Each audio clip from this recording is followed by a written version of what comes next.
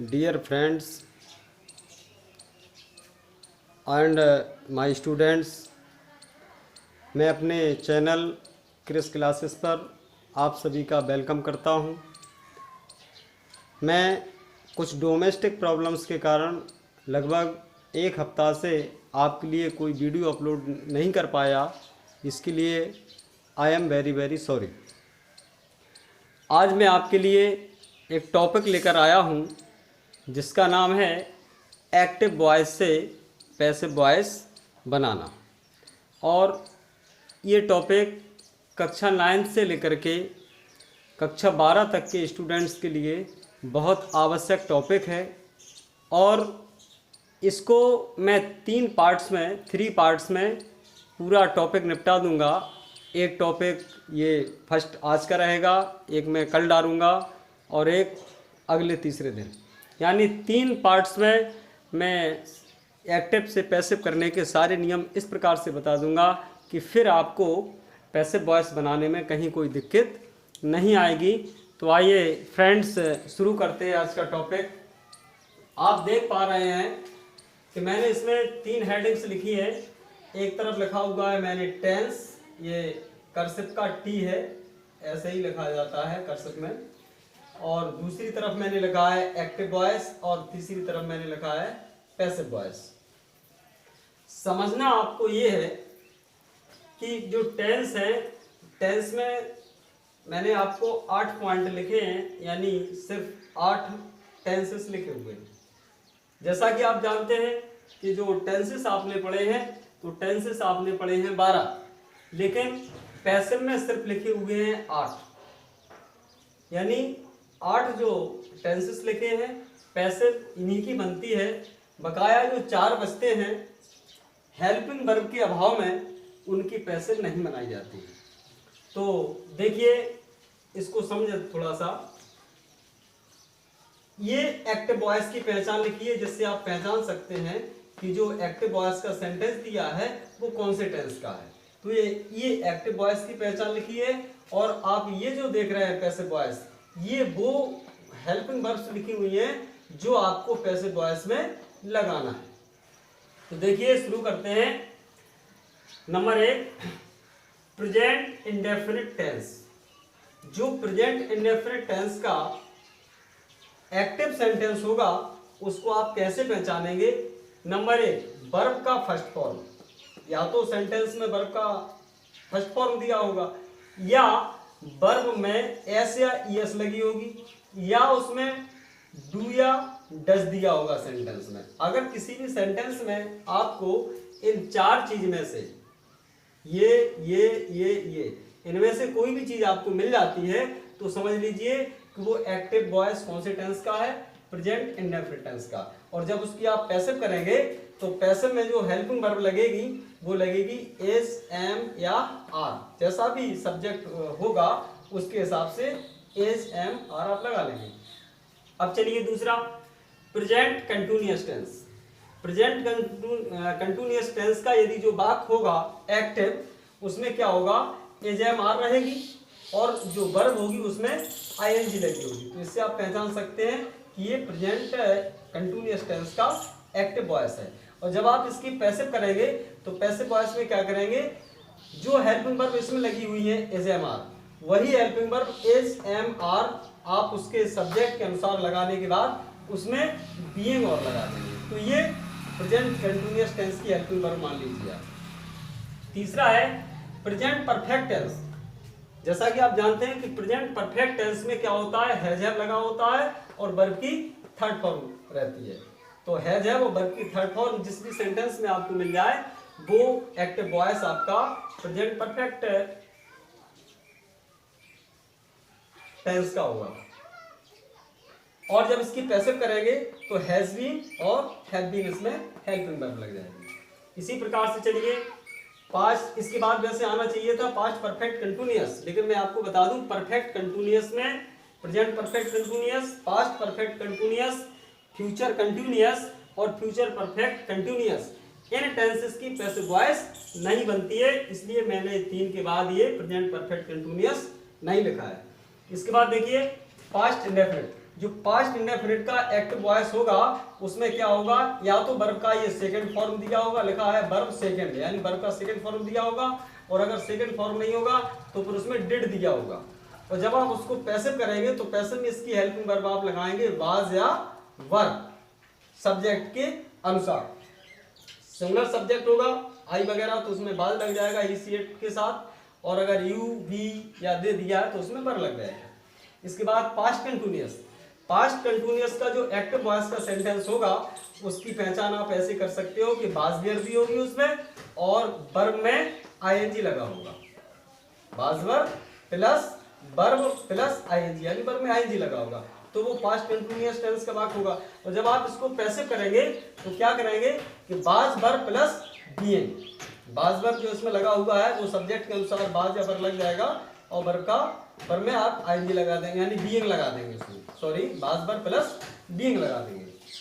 इसके बाद चलिए पास्ट परफेक्ट टेंस, जो पास्ट परफेक्ट टेंस का जो एक्टिव वॉइस सेंटेंस होगा आप इससे पहचान सकते हैं कि उसमें हेड लगा होगा और वर्ब का थर्ड फॉर्म लगा होगा, तो आप समझ जाएंगे कि ये पास्ट परफेक्ट टेंस का वाक्य है। और जब इसकी आप पैसिव करेंगे तो पैसिव में आप उसकी हेल्पिंग वर्ब लगाएंगे हैड बीन, क्या लगाएंगे, हैड बीन।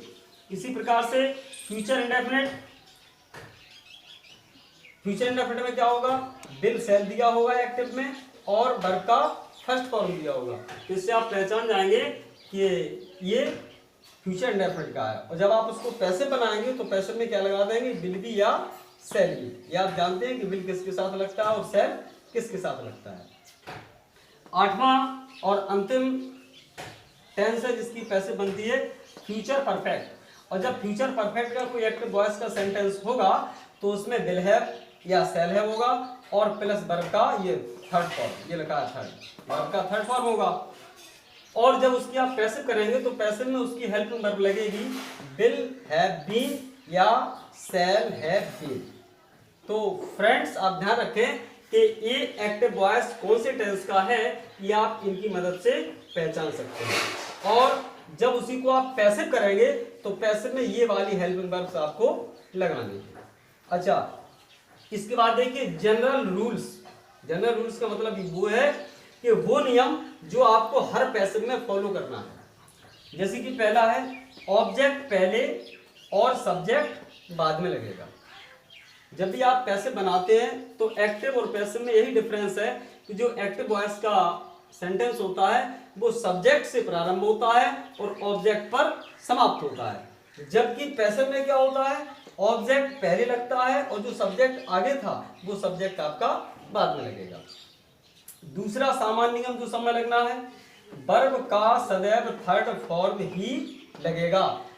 कोई भी आप पैसिव बना लें, किसी भी प्रकार का बना लें, उसमें जो वर्ब है एक्टिव में उसका सदैव थर्ड फॉर्म ही आप प्रयोग करेंगे। ऐसा कोई भी पैसिव संभव नहीं है कि जिसमें वर्ब का थर्ड फॉर्म ना लगे। और इसके बाद तीसरा रूल है सब्जेक्ट चेंजिंग, यानी एक्टिव वॉइस का जो सब्जेक्ट होगा उसको आप पैसिव में इस प्रकार से बदलेंगे। एक्टिव वॉइस में यदि सब्जेक्ट आई दिया है तो उसका आप कर देंगे मी, अगर बी दिया है तो बी का कर देंगे अस, ही दिया है तो ही का कर देंगे आप हिम, अगर सी दिया है तो सी का कर देंगे हर, अगर इट दिया है तो इट का कर देंगे आप इट, यू दिया है तो यू का यू, दे का देम कर देंगे, अगर कोई नेम दिया है तो नेम का नेम रहने देंगे, और कोई नाउन यानी कोई सिंगुलर प्लूरल नाउन जैसे कि बॉय है, स्टूडेंट्स है, टीचर्स है, तो फिर उसमें आप क्या करेंगे, जो नाउन है उस नाउन को वही नाउन आप रहने देंगे। अच्छा, तो आपको ये रूल्स हैं, ये आपको नोट कर लेने चाहिए और इनकी मदद से, और ये मैंने फॉर्मूला लिखा हुआ है, फॉर्मूला, ये फॉर्मूला किसका है कि एक्टिव को पैसिव करने का। तो फॉर्मूला आपका कह रहा है कि सबसे पहले आप क्या लगाइए, ऑब्जेक्ट, ऑब्जेक्ट के बाद आप लगाइए हेल्पिंग वर्ब, ये वाले, ये जो मैंने हेल्पिंग वर्ब पैसिव वॉइस में लिखी है, आप इसकी मदद से टेंस पहचानेंगे और फिर ये वाली हेल्पिंग वर्ब उसमें लगना है पैसिव में। तो हेल्पिंग वर्ब लगाएंगे, वर्ब का थर्ड फॉर्म, जैसा कि मैं यहाँ कह चुका हूं कि वर्ब का सदैव थर्ड फॉर्म ही लगेगा। तो जो वर्ब आपकी दी है एक्टिव वॉइस में उसका आप कौन सा फॉर्म लगाएंगे, थर्ड फॉर्म। थर्ड फॉर्म के बाद आप अपनी तरफ से लगाएंगे बाई, और बाई के बाद फिर आप लगाएंगे चेंज्ड सब्जेक्ट, ये वाला, ये जो चेंज सब्जेक्ट लिखे, यानी सब्जेक्ट यदि आई है तो आई का आप बी कर देंगे, बी का ये वगैरह जैसा मैंने लिखा है ऐसा कर देंगे। और प्लस अदर्स, अदर्स का मतलब ये है कि जो कुछ सेंटेंस में रह गया है इसके अलावा वो आप कहाँ लिख देंगे, लास्ट में। और आप चाहें तो ये जो अदर्स है इसको वर्ब की थर्ड फॉर्म के जस्ट बाद भी लिखा जा सकता है। अब ये आप पर डिपेंड करता है कि आप इस अदर्स को वर्ब के थर्ड फॉर्म के बाद लिखते हैं या आप सब्जेक्ट के बाद लिखते हैं। तो देखिए इनको कुछ एग्जाम्पल्स की मदद से समझने का प्रयास करते हैं। और मैं आपको बता दूं कि मैं 3 कंसेप्ट में, 3 चैप्टर में, 3 पार्ट्स में आपको पूरे एक्टिव से पैसिव करना समझा दूंगा। बस ध्यान देने की आपको आवश्यकता है। आइए शुरू करते हैं। ये एक्टिव लिखता हूं मैं, ही is writing a good book. He is writing a good book. सबसे पहले तो आप इसमें पहचानिए कि ये कौन से टेंस का एक्टिव है। तो इसमें आप देख रहे हैं इसमें इज लगा हुआ है और जो वर्ब है राइट उसमें लगी हुई है आईएनजी। तो देखिए कहाँ है, ये एस एम आर और वर्ब में आईएनजी दी हो तो वो कौन से टेंस का वाक्य है, प्रेजेंट कंटिन्यूअस का। और जब इसको आप पैसिव करेंगे तो इसमें हेल्पिंग वर्ब क्या लगनी है, एज एम आर, यानी ये प्रेजेंट कंटिन्यूअस टेंस का वाक्य है। चलिए फॉर्मूला को फॉलो करते हैं। सबसे पहले ऑब्जेक्ट यानी कर्म, he is writing a good book, वह एक अच्छी किताब लिख रहा है। तो इसका ये है सब्जेक्ट, ये है सब्जेक्ट और आ गुड बुक क्या लिख रहा है, एक अच्छी किताब। आप जो क्या का प्रश्न करते हैं तो क्या का जो आंसर मिलता है रियली वही उसका ऑब्जेक्ट होता है। तो ये है ऑब्जेक्ट आ गुड बुक।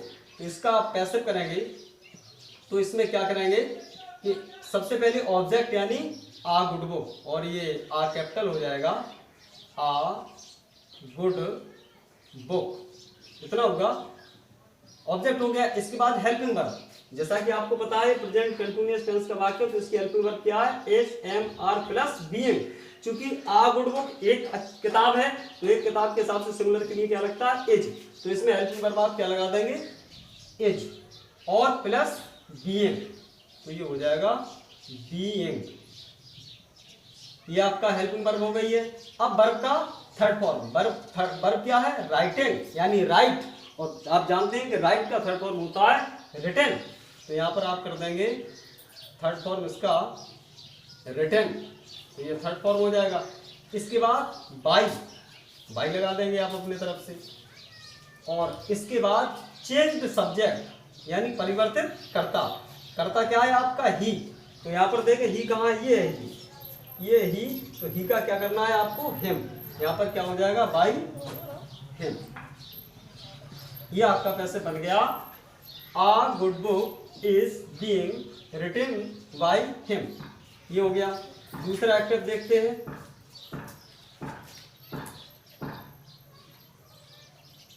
बी वर